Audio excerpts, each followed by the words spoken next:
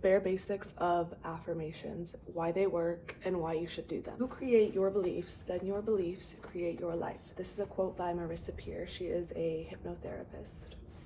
Our minds are complex, powerful machines, so powerful that the entire structure of our reality builds around us in accordance with our thoughts. Your body, your relationships, your money, your experience of life on earth are all dictated by your perception. All experience is created in the mind. Perception is reality. Think of your mind as a supercomputer, a machine that runs software. The mind can only create what it has been programmed to create. It cannot expand beyond the limitations of its programming. When we're programmed to see dread and despair, nothing else can be experienced. When what is coded into our neural fibers is simply the thoughts that we've been inundated with from our past, from other people, from media, options feel scarce and our capabilities feel limited. But by quantum law, when you think the same as you did in the past, you create more of the past. That is a quote by Dr. Joe Dispenza. In reality, there are infinite potentials for your future, and you get to choose exactly which one you live in. Your only limitations are your limiting beliefs. Your mind has the capability of being a tool that helps you become the person you want to become, bridging the gap between your desires and your reality. The alternative is your mind being your biggest hindrance, draining your energy and attention, and weakening your body and your soul. Most people don't make the conscious choice to pause, turn around, and analyze what is truly running the show when it comes to their mental programming. The software that runs for many people is just a story from their past. As children, the job of our mind is to keep us safe. This is why adults who had reactive or short-tempered parents tend to be more sensitive to other people's small, almost imperceivable social cues. When they were young, they learned to premeditate and prevent triggering a parent. Their safety was dependent on their ability to keep their parent content. If someone who grew up like this never analyzed their conditioning, they might spend their whole lives making sure to never make anyone feel triggered or uncomfortable, because they wouldn't ever consciously realize that their safety is no longer dependent on their ability to be small and amenable. Someone who does decide to survey their thoughts knows and affirms that someone else's reactivity or aggression has nothing to do with me. Just because someone gets reactive about something doesn't mean I am unsafe. I don't have to be agreeable. I know my values and I stand up for what I know to be right. I am not afraid to disrupt. That would be like an example of an affirmation that someone may need to reaffirm to themselves if they grew up with a reactive parent. The thinking you were forced into out of protection as a child can become a belief you hold on to for life, but you can stop the cycle just by knowing that it's just programming, it's not reality. Reality bends to your will as long as you believe and know that it does. And that is a catch-22, but if it were easy, everyone would just be consciously creating all the time. It's not easy, and it's intentionally gatekept, because those who know that they can create anything they desire in life are disruptive to the system. So, how to reprogram your brain in a way that supports your goals. The very first step towards a supportive mind is awareness. You must become aware of your current beliefs. Ask yourself, what do I believe to be true about life? What do I believe to be true about myself? What is keeping me from doing the things I want to do? What do I know that needs to be done that I don't do? What do I want to do but I'm afraid to do? Meditate on these questions. We as humans are blessed with consciousness that allows us to be the controllers of our mind. We are granted the superpower of being able to raise our awareness above the mental chatter and survey what's going on in the system. Through meditation, we're able to survey our thoughts. Meditation allows you to watch over your thoughts and notice which ones are not helping you. There are many different ways to meditate, and each way has its own function. But for this meditation, the object is to observe your thoughts. It's not to clear your mind, but to notice what thoughts pop up into your head. Journal about what comes up for you when meditating on these questions. This excavation will take time. Might take months, might take years, but if you're not afraid to dive in and face the deepest truths, it can be done very quickly. It can be done immediately if you don't have the fear of being really honest with yourself.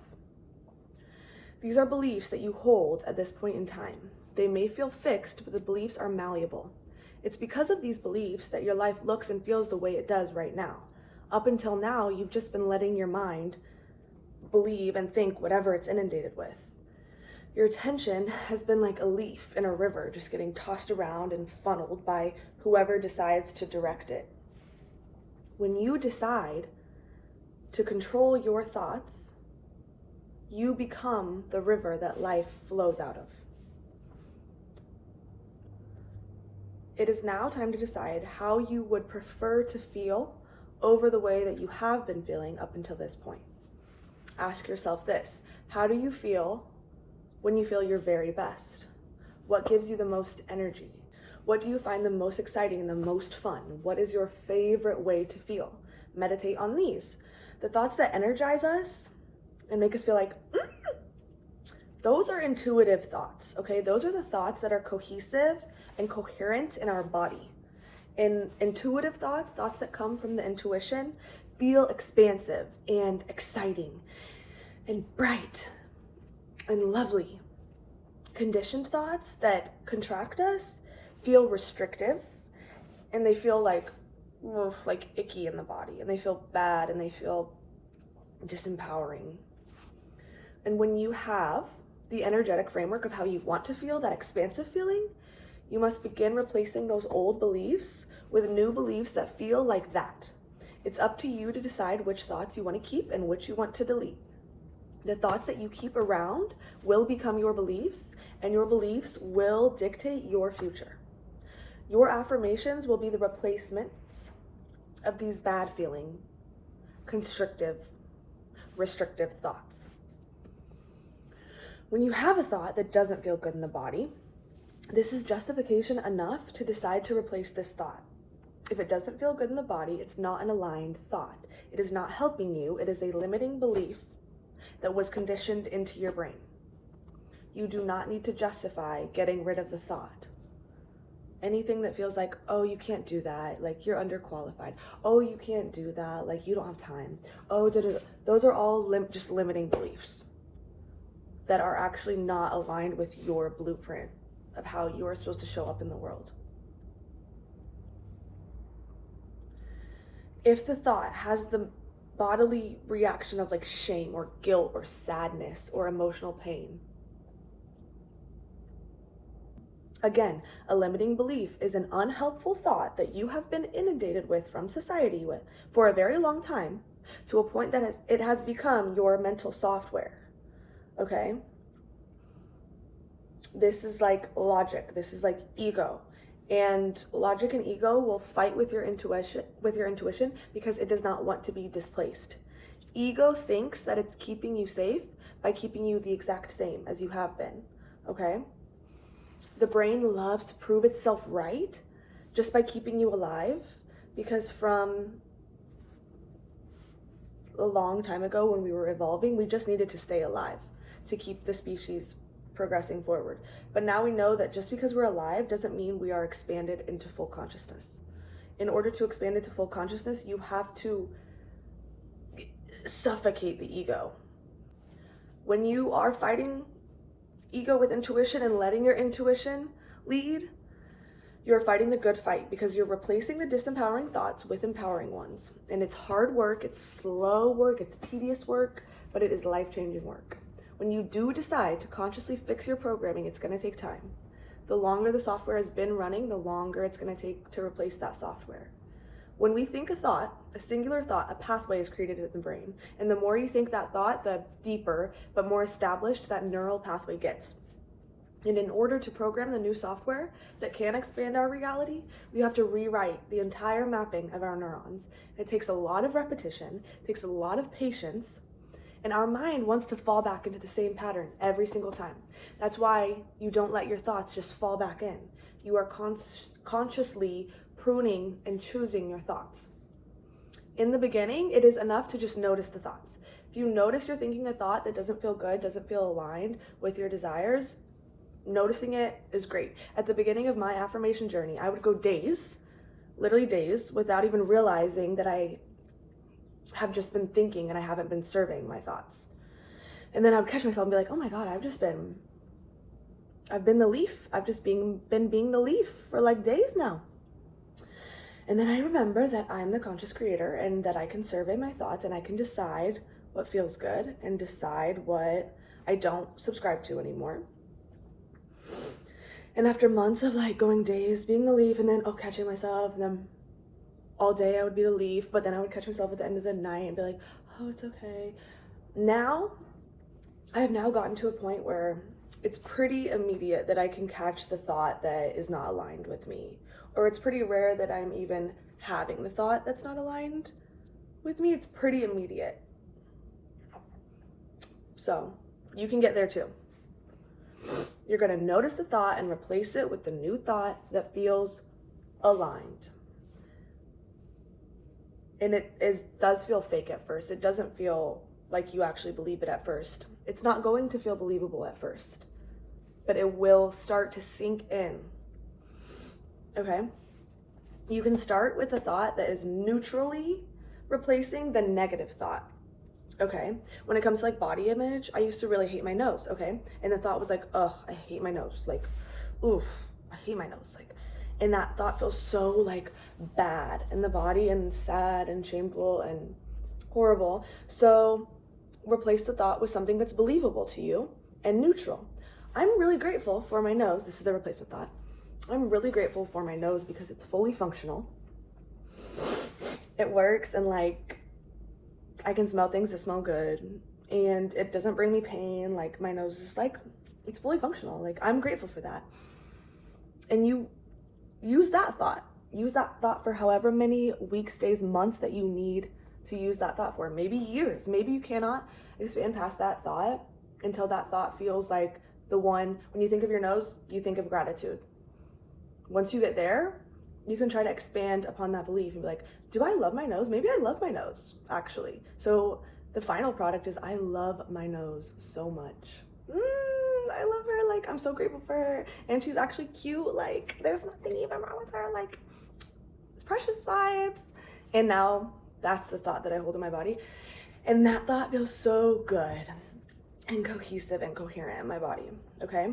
Our bodies are not meant to hold on to thoughts that feel bad. This is why stress compromises our immune system.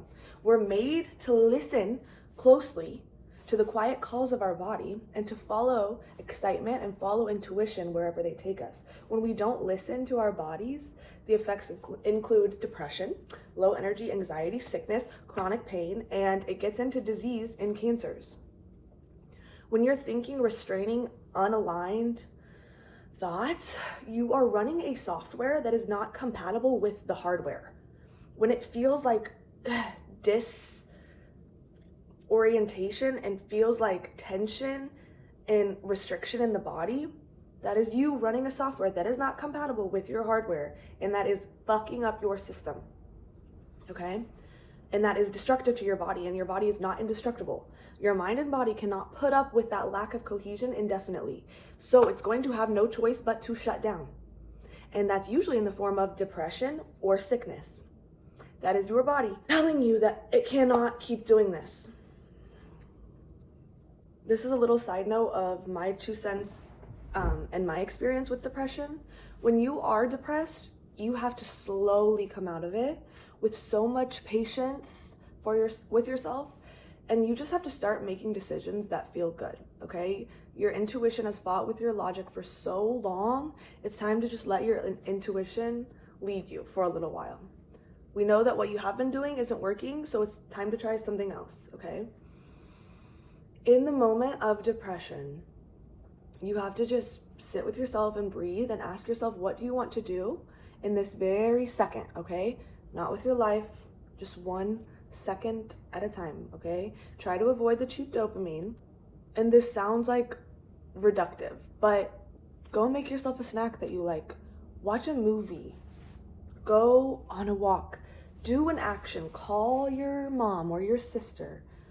Write in your journal if you can muster up the strength. Pour everything out. Like, what do you hate right now about your life? What do you actually love about your life? What are you grateful for? See if you can get to a place of gratitude for anything. What would make you feel better? Just a tiny bit better in this very moment, this 1 second moment. What is your body wanting you to do? Okay, action soothes anxiety. So any small, tiny baby step is an action. You have to be so gentle with yourself, even if it's 1%, 0.1%, 0.0001%. Happiness is the path. Whatever would make you just feel 0.01% happier, you have to give yourself permission to do that and do that. Go to Andy's ice cream, bitch. Get a large triple chocolate. And taste it. And be like, this is so fire. Like, you know? And then go on a walk. Maybe. Or maybe just get a small. Okay. The affirmations you use should be the ones that make you feel the most light, free, and expansive. Also, these are things that I've decided on that I feel the best as. So maybe for you, there are affirmations that make you feel the most peaceful. But expansive is very key there, okay? They should feel expansive as opposed to stagnant. Hold the assumption that the affirmations you write down will become true. Think of your affirmations that you are writing down.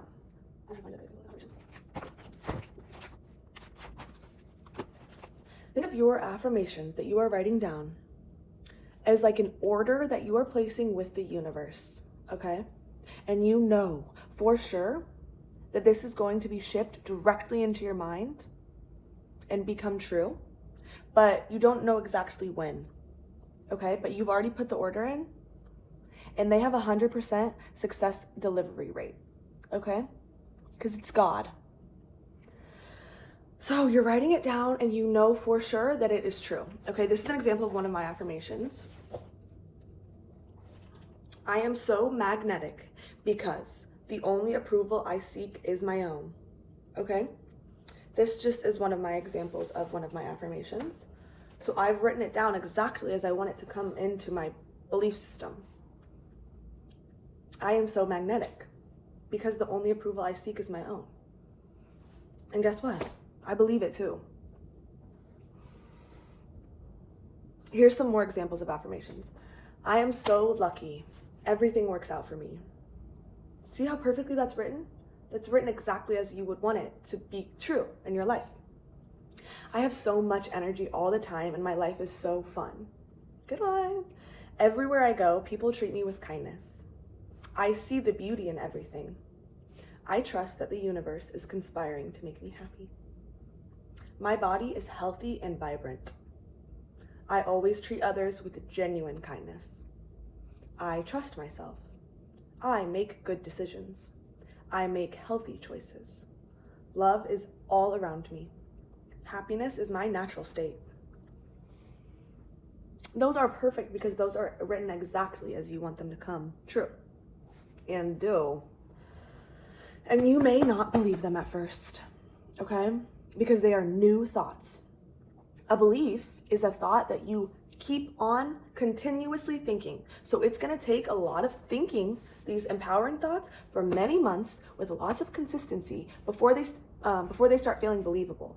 But trust me, they will start feeling believable. Your most important task is to just keep flooding your subconscious, keep flooding your psyche with these affirmations, okay? You are inundating, you are drowning your subconscious in positivity. You are relentlessly gatekeeping what you are seeing and what you are consuming because your brain is so susceptible to slipping back into old belief patterns. Think of it like an attention diet, a media diet, a diet of all the consumption. You have the power to know exactly where your attention's going and only allowing it to go to places that are going to expand you. You have the ability to do that. You just have to be much more aware and much more intentional. Where we place our attention, we place our life.